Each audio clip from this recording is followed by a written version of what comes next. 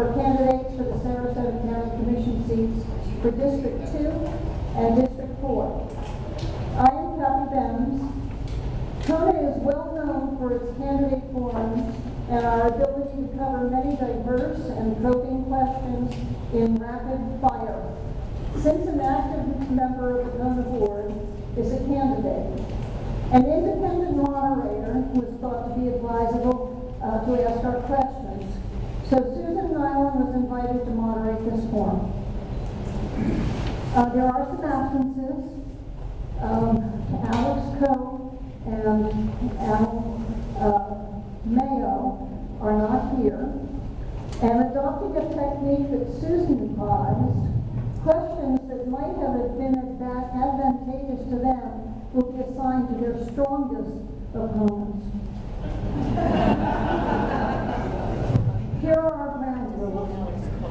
After I introduce our moderator, Susan Nyland, the candidates will be able to introduce themselves briefly before the forum begins. It'll be a minute and a half. Questions will follow two formats. We'll have lightning rounds, where all candidates answer a question with only one word, yes or no other choices. Detailed questions directed only to one candidate. Will be directed only to one candidate except for one section where there are a couple of questions that we're going to take Paul and Shannon. Since they're both city commissioners running for the same seat, we have a couple of extra special questions for you too. Except for untimed lightning questions with one-word answers, candidates will be timed. And the timer is right here. She's got a sign. She'll warn you of 30 seconds and then to stop. And we really need to enforce that. Okay? Other than that, the answers will be, candidates will be allowed only a minute and a half for answers to all questions. And we've scoped the questions so that we think you've got an adequate amount of time to do that, including those from the audience. Answers unrelated to the question will be redirected once. In other words, if you start answering something that's totally unrelated, go off and talk about lollipops that you want to talk about, we'll bring you right back to the question, okay? I've had that happen. While the CONA questions are being answered, written questions will be accepted from the audience members using the index cards or paper if you have it. Bill Zoller, who is right here, and I will be the ones that will be collecting them from you and giving you index cards. All you have to do is silently raise your hand, and we'll either give you a card or take your card. If you've got a card in your hand, we'll pick it up. If you don't have one, we'll bring one to you. Jerry Stormsford is our timekeeper. I gave you your name. Audience questions also should be directed only to one candidate. Now, I realize a lot of people have submitted questions already, but you can submit more. And what we will do is, in order to have your questions follow our format, we will rephrase your questions that you've already submitted that aren't like that. You can also provide questions that can be answered quickly with yes or no, and that'll go into a lightning round, or a stipulated selection of candidates if you stipulate it. If not submitted in that form, the question will be restated. The best questions on topics that have not been covered already will be selected, and Bill and I will do the selection of them. We'll give them to Susan. The CONA question committee is small, but we're devoted, and I think you'll appreciate our questions. Time is limited. Strict timing must be used to complete the planned program, and we're off and running. Susan Nyland is the owner of WSRQ, and she hosts a talk show on that program. It's the Nyland Report, and I'm going to turn the meeting over to her. When the questions are finished, I'll come back and close the meeting.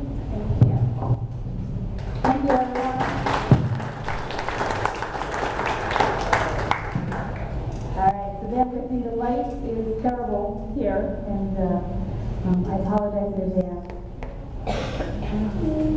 No, I think I'm okay. I'm already kind of feeling a little distance from everybody. All right, so we're going to have, I'm going to give each of you a minute and a half to introduce yourselves. We're going to go alphabetical order. So Paul, I'm going to let you do it, and we're going to have to share mics. So after you're done, you can pass it to the next person unless they already have one. Yeah, I probably want to stand short. So we will see you. Some stand, well, actually, I was standing for just the interview, so I'm falling now.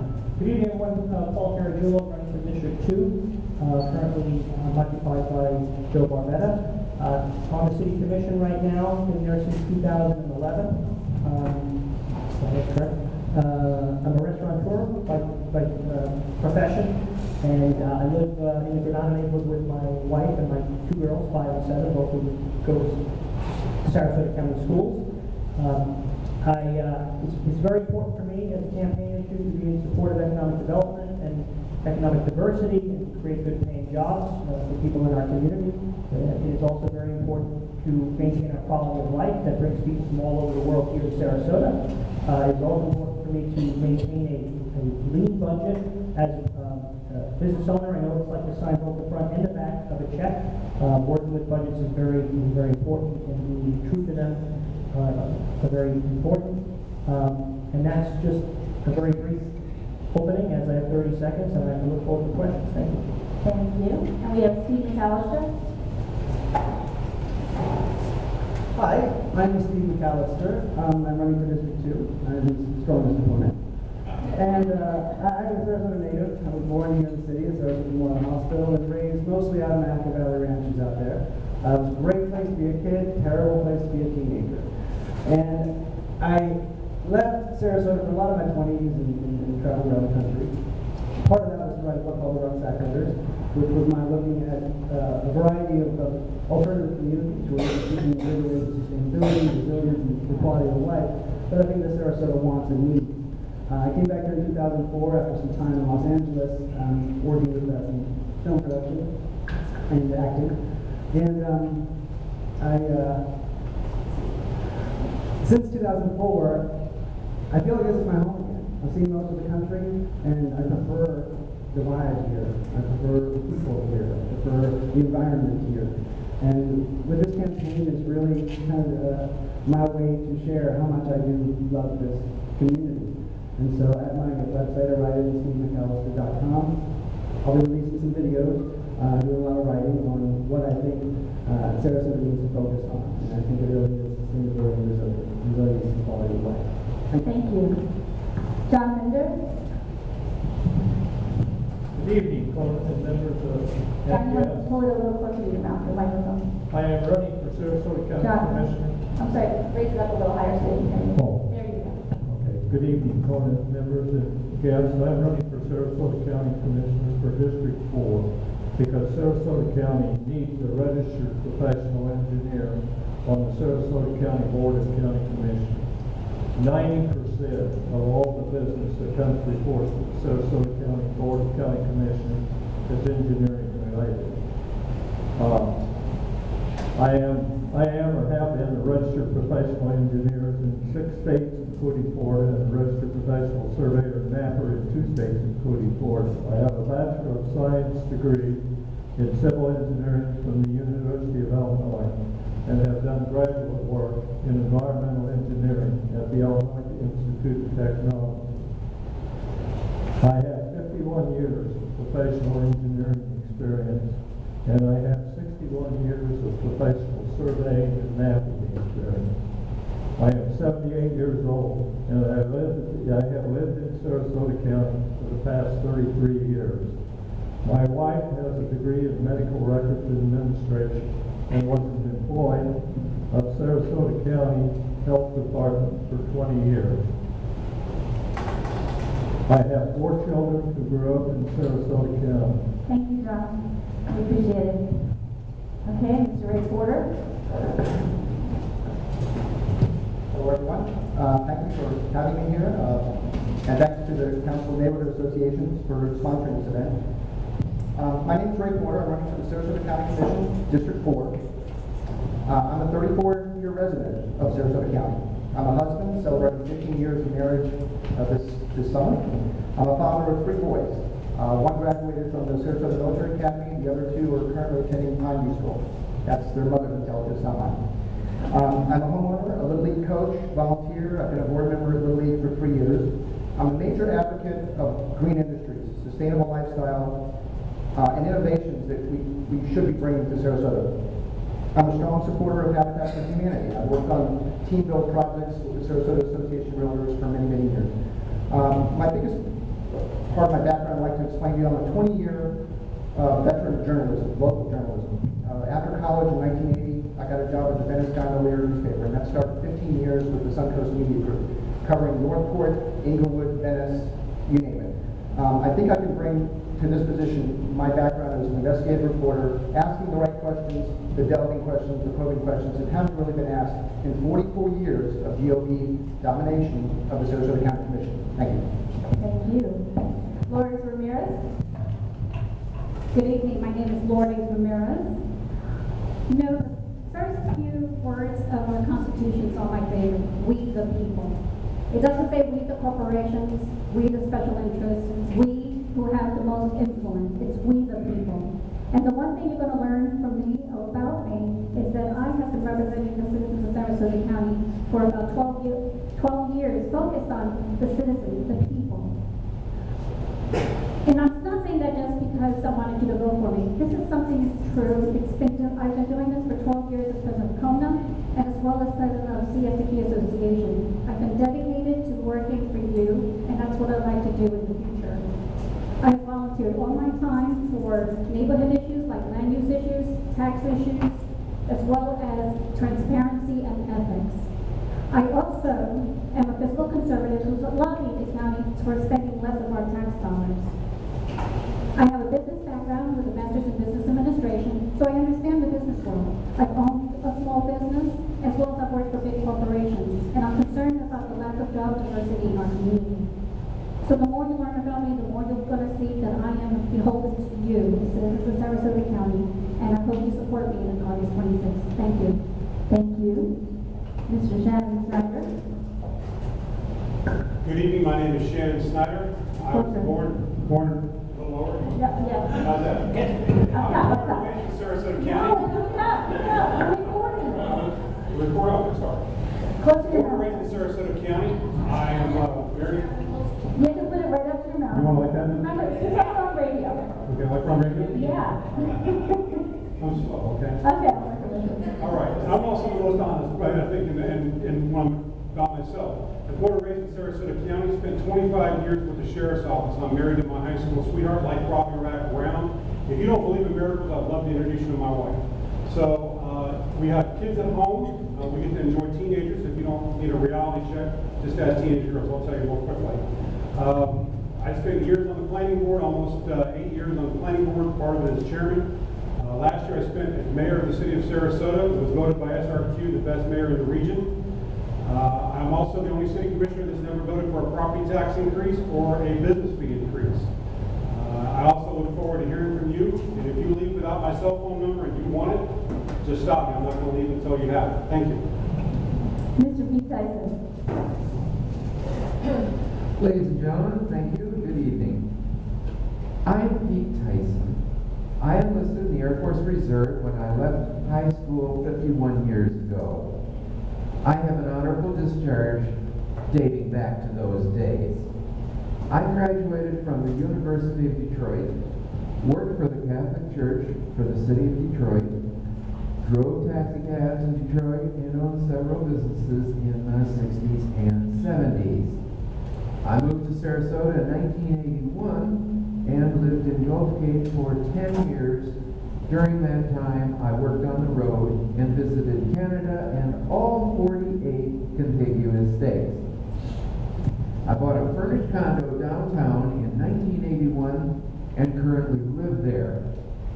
The taxes on that condo were $18 a year when I moved in. Today, they are more than 12 times that. What are your taxes?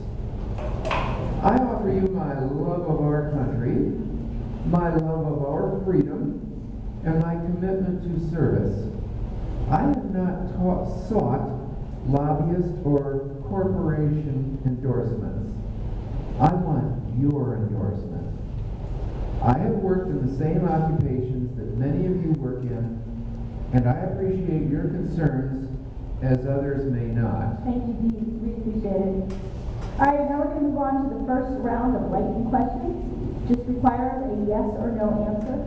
And as stated before, we're going to rotate the first one out of the gate. So, Ray Porter, this is for you. You're going to start and then we're going to go down the line. Given there are so many voters who wind up closed out of primaries that often determine a county election, would you support a nonpartisan election? Absolutely. Lourdes? Passage. Yes, I do. Shannon? No, I don't.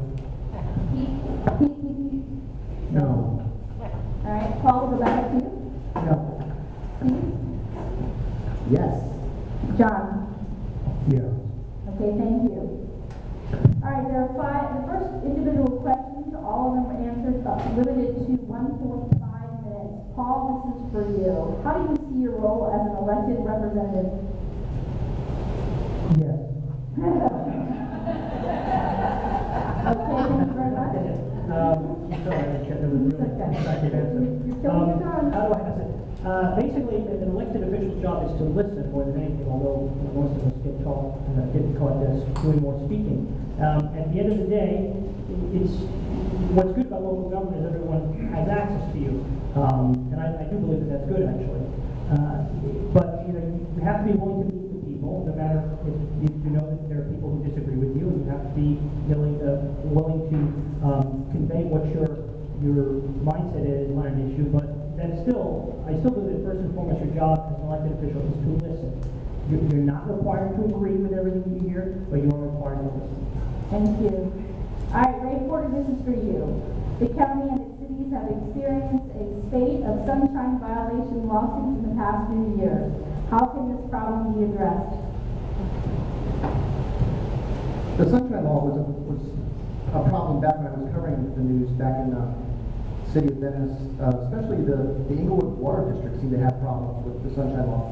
When you have a group of people together and they're all talking about the same subjects and they're dealing with things in a public forum, the tendency might be to bring that into a private forum, especially these days when you have private emails and you have cell phone access and all those things that are just new technologies that weren't around in the 1980s. I think as a public official, we always have to be aware of that. We have to understand that we have a moral and legal and ethical obligation to just address the issues while we're in a public forum. It's really a no-brainer. It's an ABCs of public service.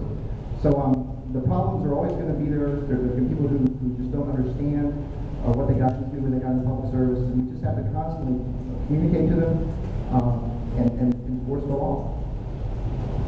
Okay, thank you. Shannon, we're going to give this to you. Sarasota's economy is generating low-wage service jobs. Recently, it was reported that the average wage in Sarasota was equivalent to West Virginia.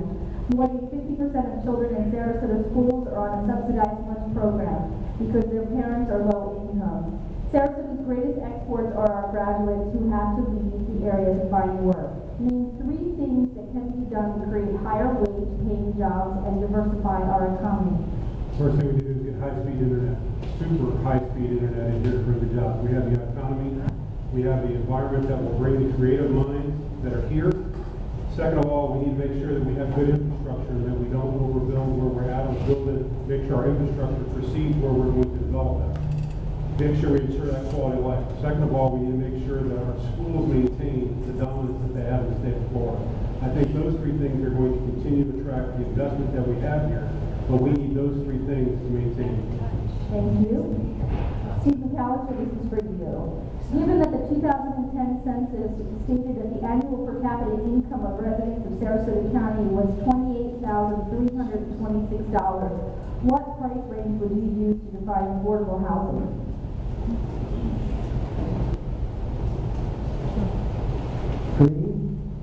Three what? Free. Oh, free. Free. Well, that's definitely important.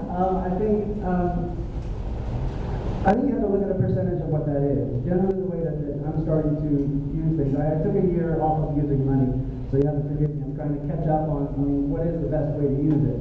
I kind of look at things more resource-based economics. So for that, the way that I'm starting to do the work that I do, I'm looking at ABC squared economics, artistry, business, citizenry, and charity. And that citizenry is part of taking care of that environment and being part of that environment. So I would kind of see what I could do with breaking down a percentage of what they're making to make sure that they have a stable environment that gives them the home that they need, that they're able to create the lives that they want to create. Thank you. Zamira, this is for you. Regarding the rowing facility, list 3 things you would have handled differently than the county has. Can you repeat that question? I'm sorry, what? Can you repeat it? Sure.